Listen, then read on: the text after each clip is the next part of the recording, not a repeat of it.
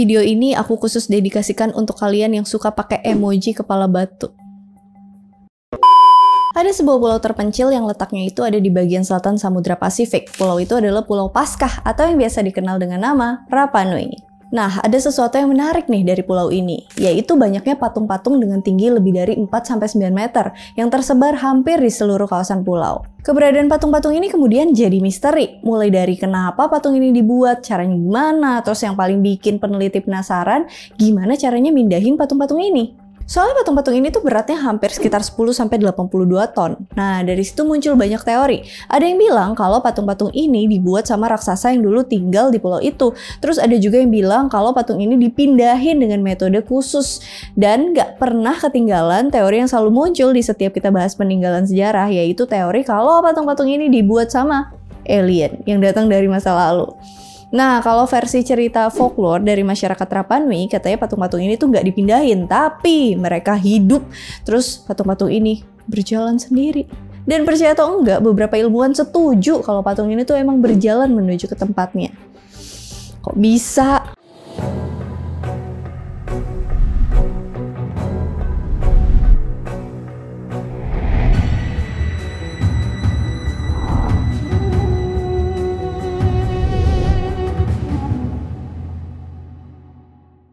Penghuni Pulau Rapa Nui. Sebelum kita bahas soal patung, kita bahas dulu siapa orang yang tinggal di pulau ini.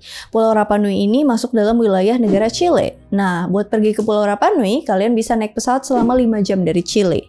Di sekeliling Pulau Rapa Nui itu nggak ada apa-apa, dan jarak Pulau Rapa Nui ke pulau terdekat, Pulau Pitcairn, itu sekitar 1.900 km. Bisa dibayangin kan betapa terpencilnya pulau ini. Saking terpencilnya, di salah satu peta zaman dulu, pulau ini sampai dinamakan Tepito-Otehenua, yang kira-kira diartikan sebagai ujung dunia. Yang pertama kali sampai di Pulau Rapa Nui menurut sejarawan itu orang-orang Polinesia yang pada waktu itu bermigrasi ke pulau-pulau di Samudra Pasifik. Orang-orang Polinesia tiba di pulau itu antara tahun 400 Masehi atau sekitar tahun 900 Masehi.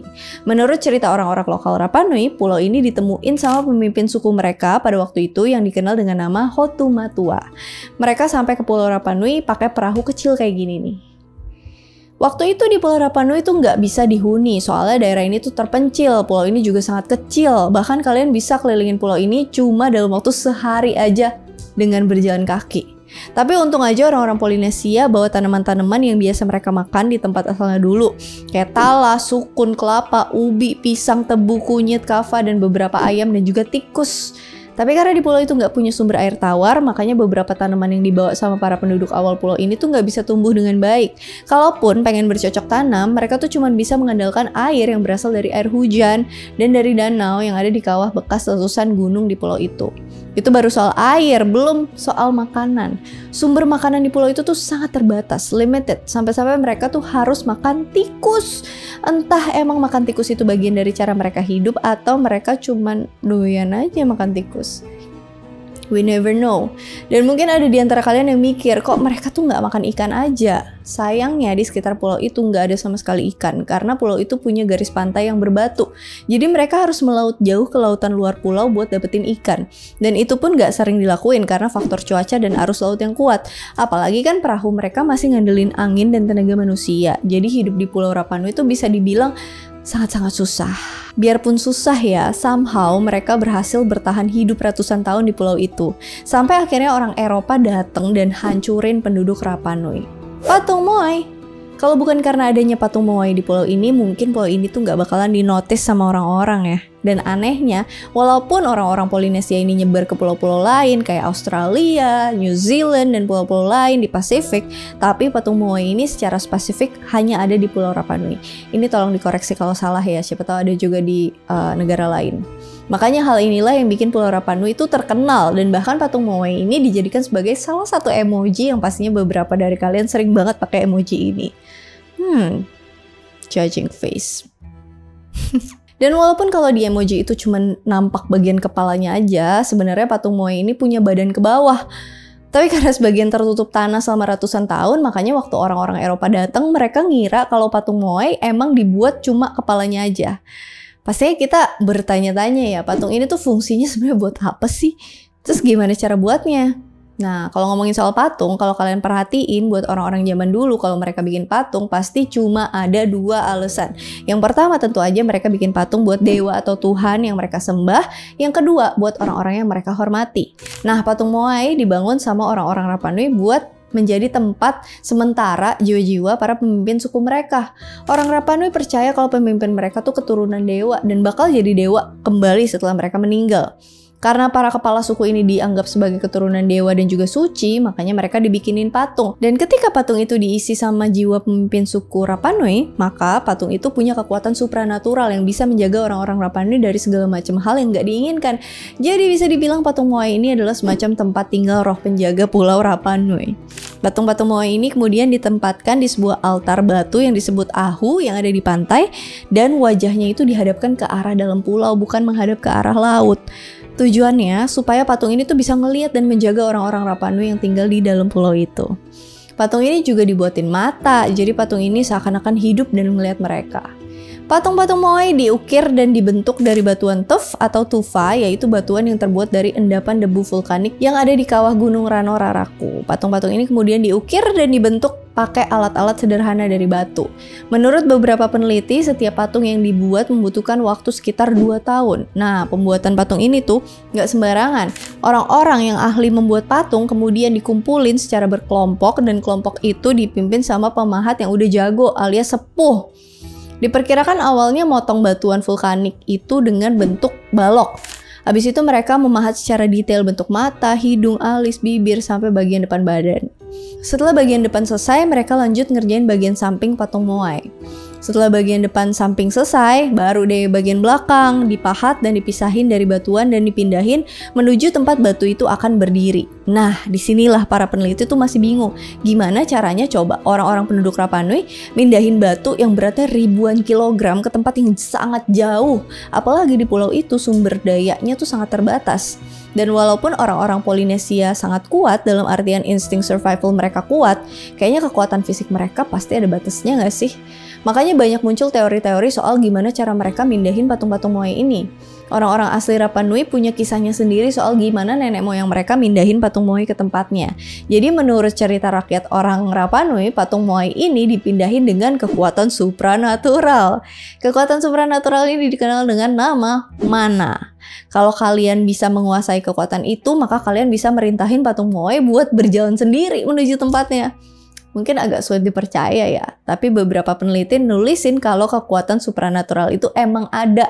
Misalnya dalam catatan Catherine Routledge, arkeolog asal Inggris yang mengunjungi Pulau Rapa Nui tahun 1999, nulisin kalau di Pulau Rapa Nui ada seorang nenek tua yang menguasai mana, dan nenek itu bisa mindahin benda-benda dengan kekuatan itu. Beberapa catatan awal yang ditulis sama orang-orang yang pernah mengunjungi pulau itu bilang kalau patung-patung itu bisa berjalan karena diperintah sama Raja Tukulu dan Dewa Make-Make. Apapun itu, intinya menurut cerita rakyat penduduk Rapa Nui, patung Moai ini tuh berjalan. Dari info itu, para peneliti kemudian membuat teori soal gimana patung Moai berjalan. Menurut peneliti yang bernama Pavel Pavel dan Thor Heyerdahl, patung ini bisa berjalan kalau ada tali yang ngikat bagian bawah dan kepala patung. Secara bergantian orang-orang kemudian narik tali bagian bawah dan geser patung itu. Tapi kalau misalnya pakai cara ini, bagian bawah patung Moai bakal terkikis dan ngerusak patung dong. Terus seorang peneliti bernama Charles Love mengusulkan cara lain. Jadi patung Moai ini dinaikin ke atas kayu, terus bagian bawahnya dipasangin batang kayu kelapa, terus digelindingin. Cara ini bisa aja berhasil, tapi sayangnya permukaan pulau itu tuh nggak datar dan banyak bukit kecil. Jadi menurut beberapa orang cara itu nggak bakal berhasil dan patung Moai bisa-bisa hancur dan jatuh saat meluncur dengan kencang. Nah, terus ada satu lagi nih teori yang mungkin cukup masuk akal dari antara semuanya.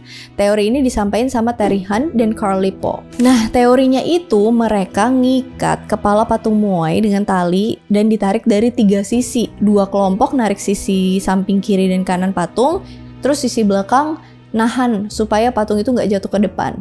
Dan bisa kalian lihat sendiri dengan pakai cara itu patung Moai emang bisa berjalan. Tapi apa yang dijelasin tadi tuh masih sebatas teori aja ya. Bisa aja emang patung itu bisa diperintah buat jalan sendiri ke tempatnya, atau pakai cara yang dipakai sama peneliti yang tadi. Atau bisa juga karena ulah alien. Kedatangan bangsa Eropa. Tahun 1722, sekumpulan pelaut Belanda lagi menjelajahi lautan Pasifik buat nyari wilayah yang dikenal dengan nama Terra Australis Incognita atau Tanah Selatan yang tidak diketahui. Wilayah itu adalah wilayah yang biasanya ditulis di bagian bawah peta zaman dulu, tapi nggak seorang pun yang pernah nginjekin kaki mereka di situ. Makanya beberapa negara Eropa tuh berlomba-lomba buat ngelakuin ekspedisi yang tujuannya itu mencari dan memetakan wilayah-wilayah bumi yang baru. Nah, tanggal 5 April 1722 yang bertepatan dengan Hari Paskah, pelaut Belanda ngelihat ada sebuah pulau di antara luasnya Samudra Pasifik. Karena bertepatan dengan Hari Paskah, pulau itu kemudian dinamakan Paselan oleh salah satu pelaut Belanda yang bernama Jacob Roggeveen. Paselan ini sendiri adalah kata dari bahasa Belanda yang artinya Pulau Paskah, dan kemudian jadi nama lain Pulau Rapa Nui ini. Saat mereka pertama kali datang, mereka ngeliat pulau ini tuh gersang banget, pohonnya kurang, banyak patung-patung moai berserakan. Pelaut Belanda ini menetap di pulau itu selama seminggu. Sebelum akhirnya ada konflik di mana orang Belanda ngebunuh 12 orang Rapa Nui dengan senjata api. Cuman karena mereka kaget ngelihat orang Rapa Nui yang secara tiba-tiba megang baju mereka. Orang Belanda kemudian buru-buru pergi dari pulau dan ninggalin oleh-oleh berupa penyakit atau kuman yang nyerang orang-orang Rapa Nui. Beberapa sumber mengatakan setelah kontak pertama kali dengan orang Belanda, 3.000-an penduduk Rapa Nui tiba-tiba meninggal gara-gara penyakit yang dibawa sama orang Belanda itu. Dan ini baru bagian awal dari kehancuran masyarakat asli Pulau Rapa Nui. Setelah kedatangan pelaut Belanda, beberapa tahun kemudian, Pulau Rapa Nui mulai dikunjungi sama bangsa Eropa lain kayak Spanyol tahun 1770 dan Inggris. Sejak saat itu, penduduk asli Rapa Nui berkurang drastis gara-gara kena penyakit yang dibawa sama para pendatang dari Eropa. Selain itu, para penduduk asli Rapa Nui juga ditahan dan dijual sebagai budak sama orang Eropa ini. Waktu pertama kali orang Belanda datang ke Pulau Rapa Nui, menurut catatan ada sekitar 3.000 sampai 4.000 penduduk asli di pulau itu. Tapi pada tahun 1877, populasi mereka berkurang drastis, jadi cuma sekitar 111 orang. Sebenarnya ada banyak teori soal kenapa penduduk asli Rapa Nui bisa hancur, mulai dari penjajahan bangsa Eropa tadi sampai gara-gara hilangnya hutan di pulau itu karena penduduk Rapa Nui yang pakai sumber daya pulau ini tuh secara besar-besaran gitu. Karena sumber daya alamnya sangat terbatas, terjadilah konflik antara masyarakat Rapa Nui. Terus mereka saling berperang dan mereka melakukan kanibalisme. Tapi teori yang bilang kalau peradaban Rapa Nui punah karena perang saudara dan sumber daya alam pulau yang terbatas tuh diduga cuman akal-akalan sebagian peneliti Eropa yang pengen nutup kisah kelam para pendahulu mereka yang justru menghancurkan masyarakat Rapa Nui dengan membawa penyakit menular ke pulau itu dan jual mereka buat dijadikan budak. Jahat ya? Gimana menurut kalian? Fakta manakah yang benar? Mungkin kalau misalnya kalian ada sumber yang lebih valid atau lebih lengkap, boleh komen, atau kalian punya pengetahuan tentang ini, boleh diskusi di kolom komentar. Ada yang mau nambahin silahkan, ada yang mau request buat konten selanjutnya apa, silahkan banget, welcome, monggo. Aduh, mentok mulu nih tadi. Terus kalau misalnya ada yang koreksi, ada yang mau koreksi kalau aku ada salah ngomong atau salah pengucapan, silahkan.